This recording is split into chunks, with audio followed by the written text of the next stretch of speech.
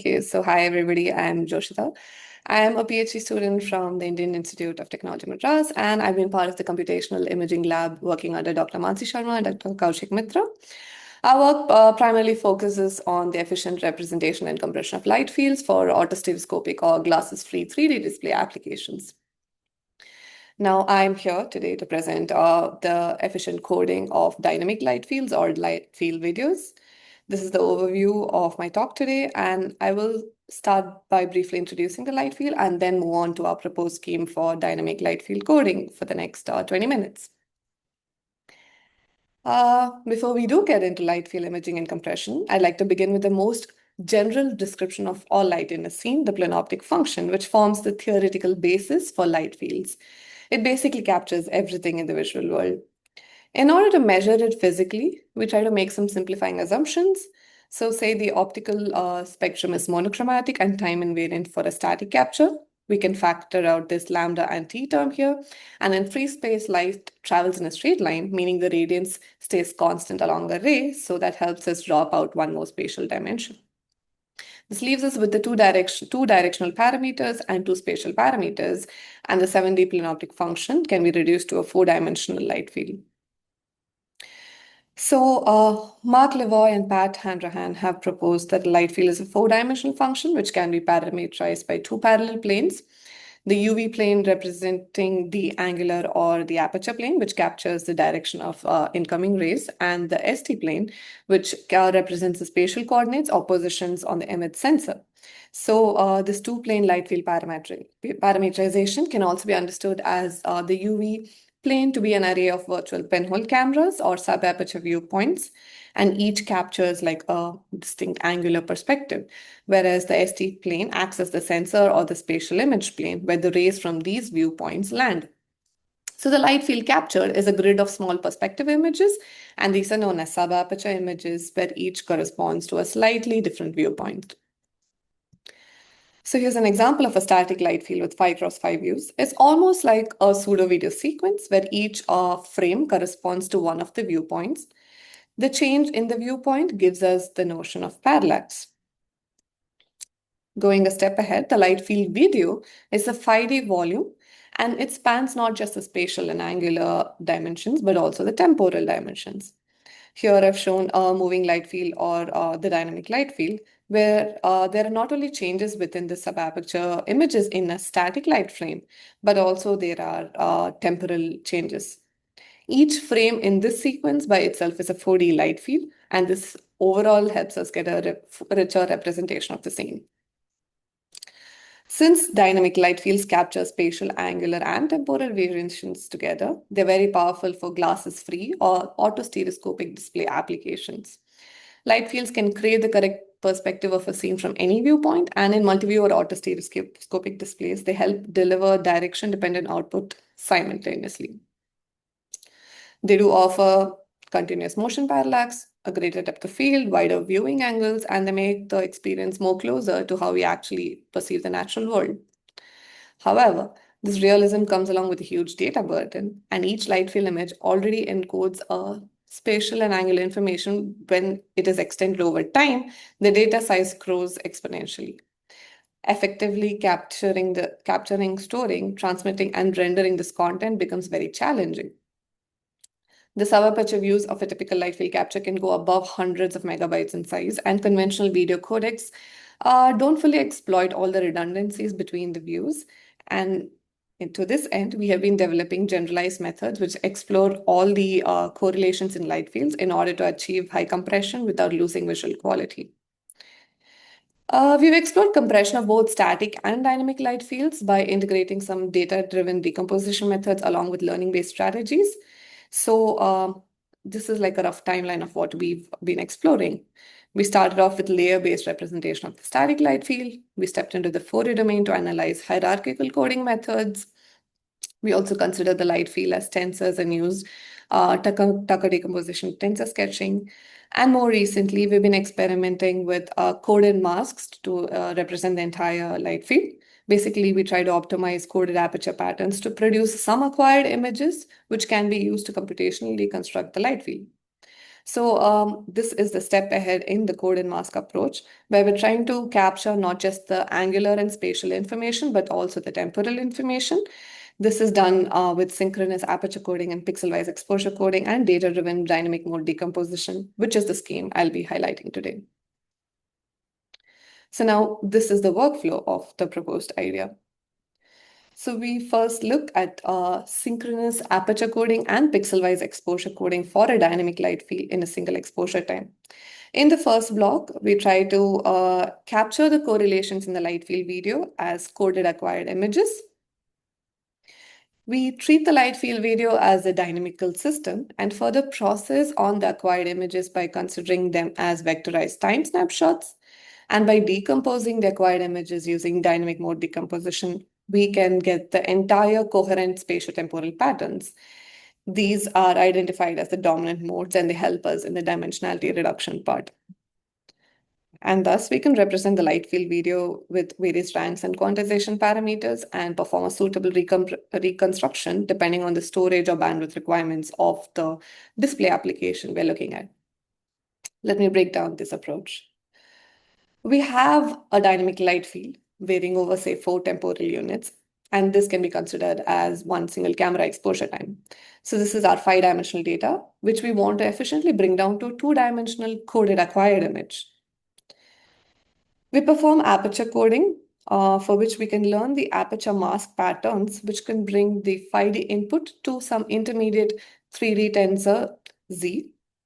Here, A is the required semi-transparency, which has to be applied initially on the different viewpoints, and this helps us capture the disparity changes in the angular dimension. And next, in order to capture the motion changes or the changes in the temporal dimensions, we learn pixel-wise exposure coding masks, which are master patterns P here, which can also be learned end-to-end to preserve as much as light field information as possible.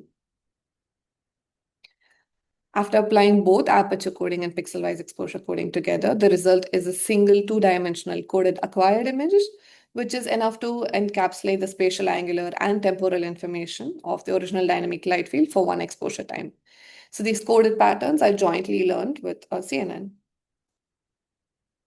Now, given a light field video with various time frames, each carrying a 5x5 light field by itself, we can get acquired images for every 4 temporal units.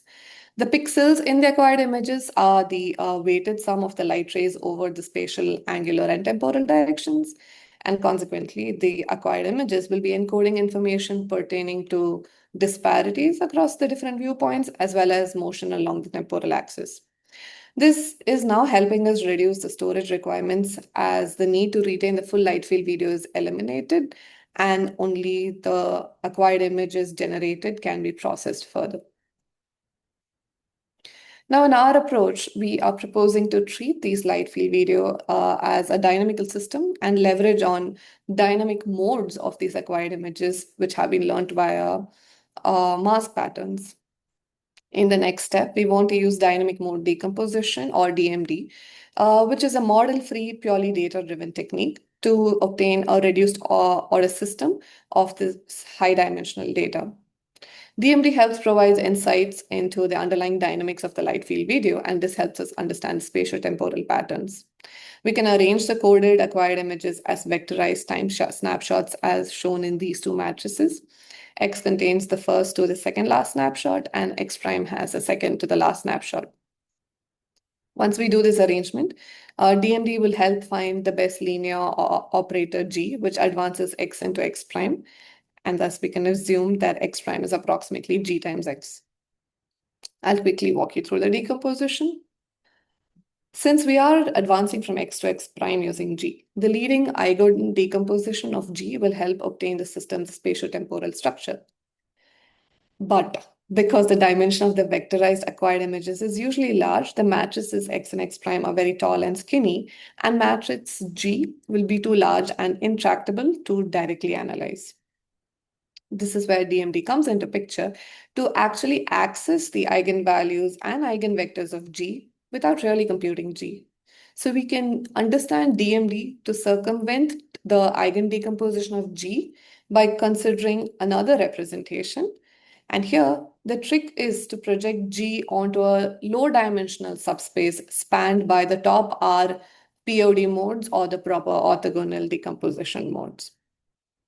By projecting the dynamics onto this subspace, we get a much smaller R cross R matrix G tilde, which is the low-dimensional linear model of the dynamical system.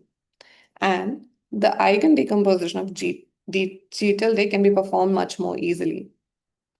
The columns of W are the eigenvectors of the reduced systems, and lambda contains the corresponding eigenvalues. The eigenvalues of G are identical to those of G tilde. And now to obtain the full space eigenvectors or the DMD modes, we map these reduced eigenvectors back to the full space using this formulation, and the columns of phi here are the required DMD modes, and together with the eigenvalues in lambda, they represent the dominant dynamic structure of the light field video at some approximated rank R. Let's look at what these quantities actually mean in our context. The DMD modes, which are the eigenvectors of G, capture the dominant coherent structures in the system. And each mode corresponds to a spatial angular pattern, which is consistent across the snapshot of the dynamic light field. And then the corresponding eigenvalues to these dynamic modes characterize the temporal behavior as to how these structures are evolving over time. So intuitively, DMD tries to identify the best linear transformation to map one snapshot of the acquired image to the next, while also correctly encapsulating all the underlying scene dynamics. Each acquired snapshot represents a scene at different coded exposure, and DMD helps us analyze which structures remain consistent across the snapshots and how they are changing over time. By isolating these recurring patterns and their temporal signatures, DMD becomes a powerful tool for dynamic light field compression, and this enables us to represent the full 5D variation using just a handful of meaningful modes. The next step in our pipeline is to encode these rank approximated acquired images using HEVC or high efficiency video coder at different quantization parameters, which can then later be reconstructed as a decoder.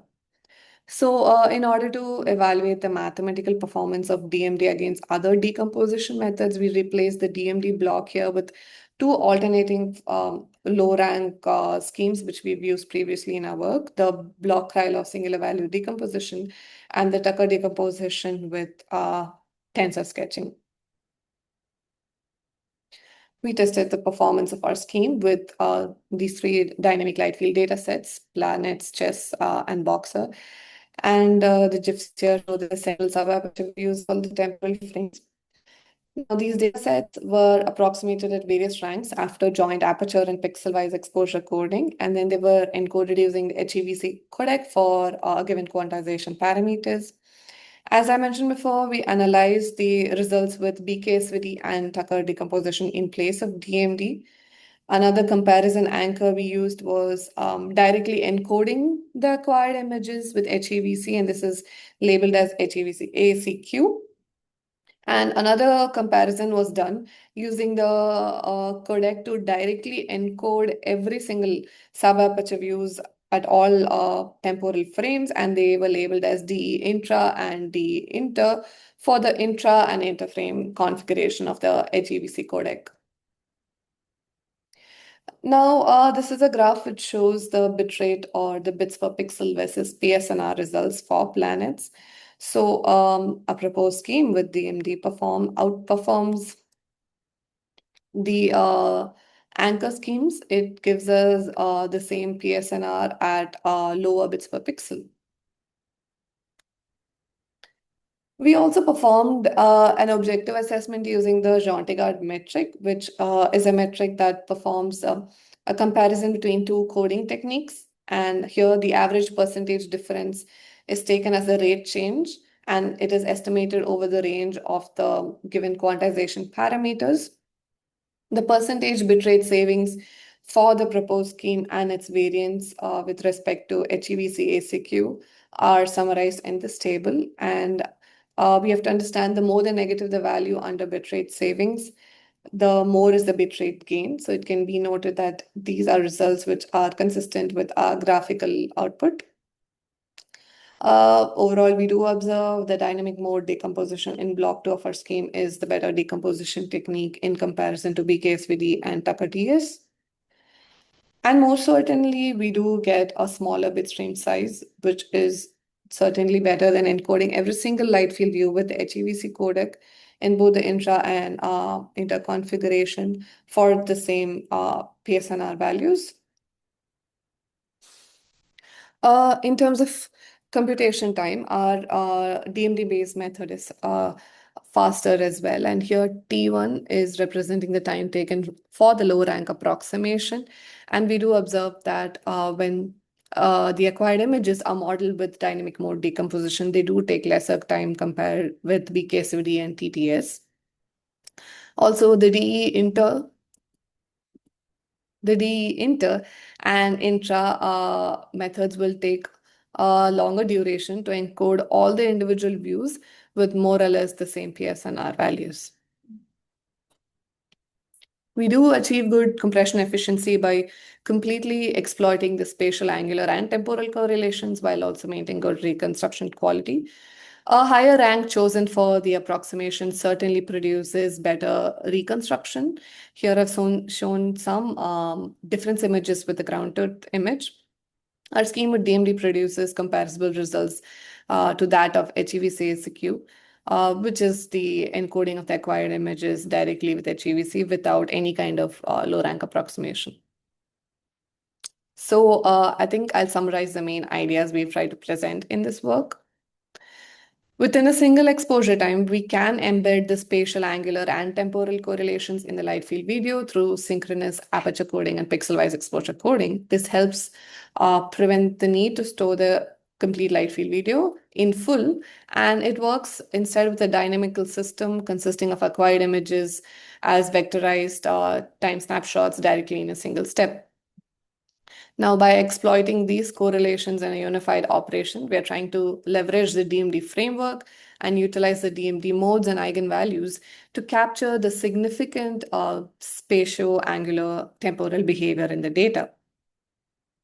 Because DMD gives us a rank-controlled approximation, we can directly tune the bitrate by adjusting the rank and the HEVC quantization parameters. This makes the overall coding pipeline very flexible in terms of applications requiring lower bitrate. We can select a smaller rank value, and for high quality display scenarios, we can choose richer representations. At no stage, we're storing the entire light field video. Our comparison results demonstrate the efficiency of our approach. The proposed schemes is giving us better compression efficiency and bitrate savings, smaller encoded bitstream sizes, better reconstruction error, and it also reduces the computational time. Also, I think we'd like to say that this framework is quite general and it can complement many existing or future light field representation techniques. For display applications, we can definitely deliver the light field content with limited hardware resources, and we can cater to specific storage needs or bandwidth requirements of the display devices. Overall, the proposed approach offers a unified way to represent and compress dynamic light fields efficiently, and this helps us in experiencing the 3D immersive experiences with light field data. So I think that is it from my end, and if there are any questions, I'd be happy to take it.